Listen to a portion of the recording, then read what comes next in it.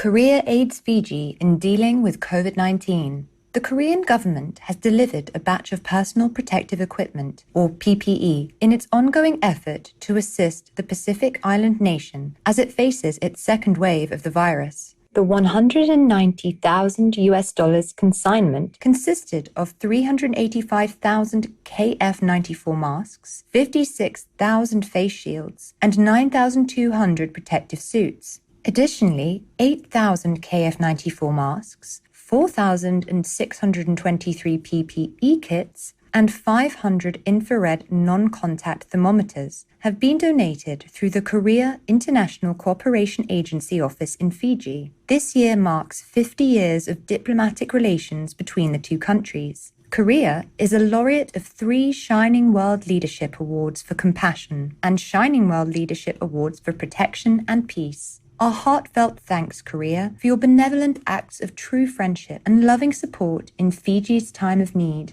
In God's mercy, may we all soon live in a pandemic-free, harmonious, vegan world with love for all. Canadian scientists find common herbicide negatively affects wild roses. University of Northern British Columbia, or UNBC, researchers have found that glyphosate-based herbicides, or GBH, cause long-term damage to the reproductive system of the wild prickly rose. Even 1 year after the chemical was applied to examine British Columbia forestry sites, investigators found that the pollen viability of the plants decreased by 66%. Furthermore, 30% of the anthers that contain the pollen failed to open, causing the flowers to be functionally infertile. It was also observed that 2 years after the chemical was applied, the GBH could still be detected on the flowers. Next, the researchers will study the droppings of hummingbirds and pollinated insects to determine if they too are also absorbing these herbicides. Our appreciation, University of Northern British Columbia researchers, for your study into the damaging effects of glyphosate-based herbicides on the environment. We pray that humans rapidly switch to vegan organic farming methods to ensure the sustainability of the natural environment in the love of heaven.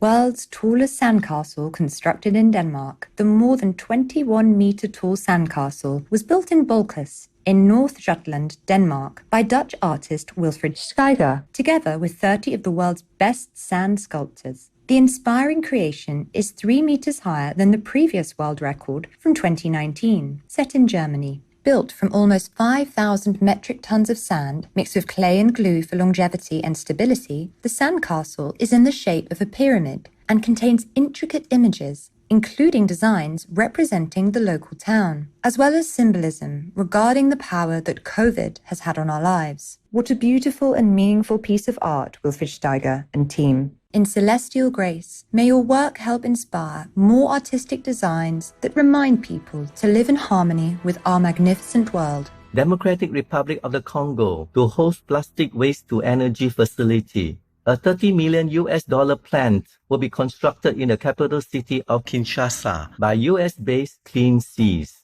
a waste management solutions company. The technologically advanced process heats the plastic to 400 degrees Celsius to extract gas, to power electrical generating turbines, and then further converts the useful leftovers into viable industrial products. The facility will have a capacity to transform 200 metric tons of used plastics per day, thereby producing a yearly output of 96 megawatts of electricity, 3,500 liters of industrial lubricants, 15,000 liters of diesel fuel, and 3 metric tons of black char.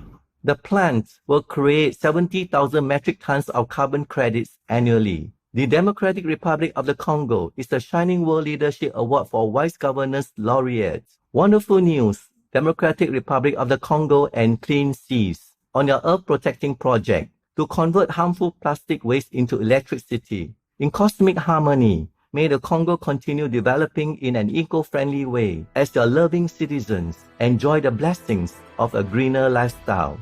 7-year-old boy sends inspirational messages to other kids. Second grader Rowan Montgomery from Tiverton, Rhode Island, United States, records and shares videos to motivate other children to embrace themselves and to help them deal with tough situations in school and life. It started 3 years ago when Rowan was bullied at school, and his mother, Michelle Montgomery, explained to him that each person is unique and that what we think about ourselves, not others' opinions, is the important thing. Rowan wanted to help other kids who might be encountering similar challenges. His positive messages on his YouTube channel, Rollin' with Rowan, have gone viral and have had a valuable impact worldwide. The caring youngster shared, "Everybody's different, and everyone is good in their own way. Believing in yourself is always the right thing to do." Thank you, Rowan Montgomery, for your wise advice. May you continue to inspire many and have an exciting new school year with renewed confidence in divine benediction.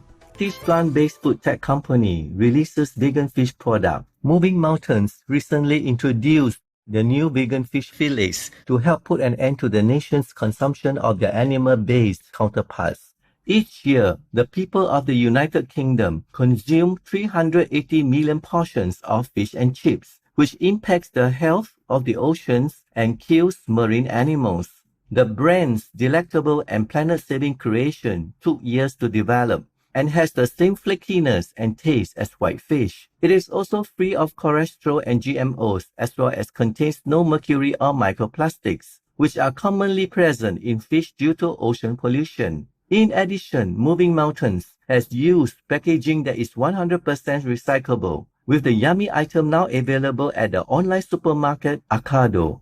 Exceptional news, Moving Mountains, on the release of your new plant-based fish fillets. In the power of heaven, may your goal to replace animal-based products soon be realized as the world awakens to a peaceful and stable future. Endangered maleo bird numbers increase as villagers protect their eggs. The maleo's only known habitat is on the Indonesian island of Sulawesi, and numbers have been decreasing rapidly, mainly due to illegal egg poaching and loss of the bird's rainforest habitat. To help protect the rare avian, the international non-governmental organization Alliance for Tompotika Conservation, or ALTO, is working together with Sulawesi communities on 2 projects. Firstly, the villagers, including former poachers, are hired to protect the maleo nests, while also patrolling and safeguarding forest corridors. Secondly, ALTO staff hold conservation education activities in schools and communities throughout the area. Happily, these efforts have resulted in the number of nesting maleos increasing by up to 4-fold over a period of 14 years, encouraging other villages to follow suit. We appreciate your conservation efforts, ALTO, and involved communities. May the gorgeous maleo thrive as we support the right of all Earth inhabitants to flourish in Allah's overflowing love.